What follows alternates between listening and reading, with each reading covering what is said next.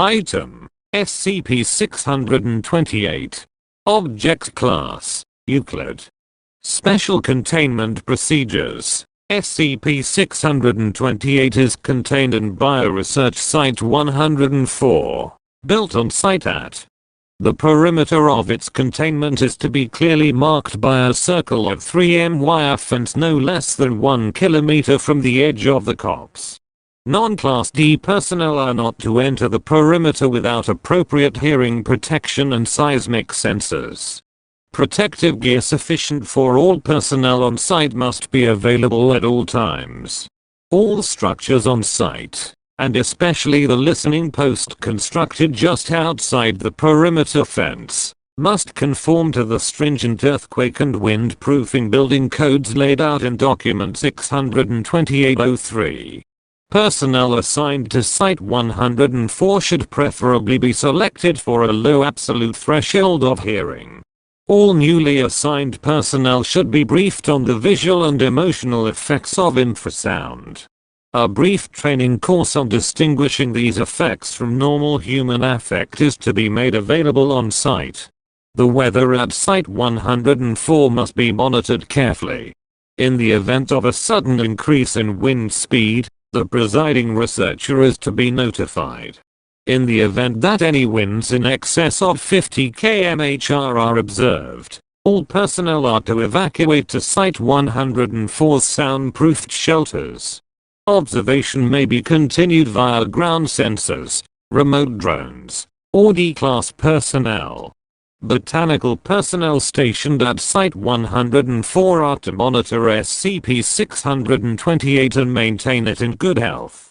Regular consultation with MTF Theta 4, gardeners, has been scheduled for this purpose.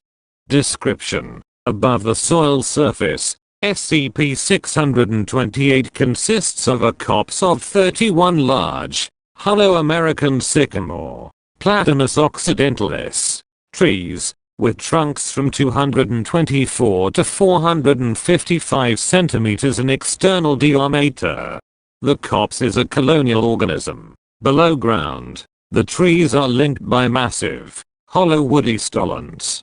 These runner trunks, which lie roughly 2 meters below the soil surface, connect the base of each trunk to between 3 and 7 of its neighbors. An average stolon is 2 meters in diameter and completely hollow.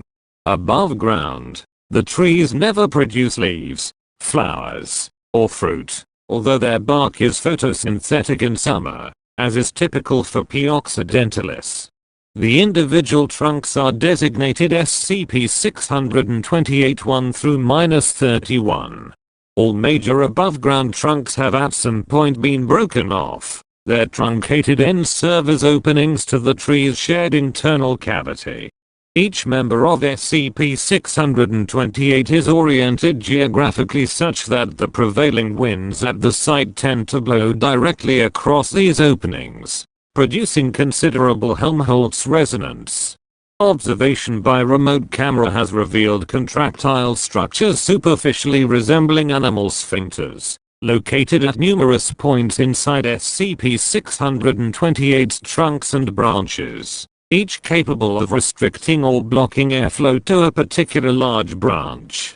The trunk's internal diameters and wood structures differ enough that each resonance chamber thus created, when sealed off from the others and subjected to sufficient wind, produces a different pitch. On average, each tree has 3 resonance chambers. The copse can produce 93 notes in total. Its tonal range is equivalent to that of a pipe organ, although much of it lies in the low bass and infrasound. The notes correspond to a Western chromatic scale.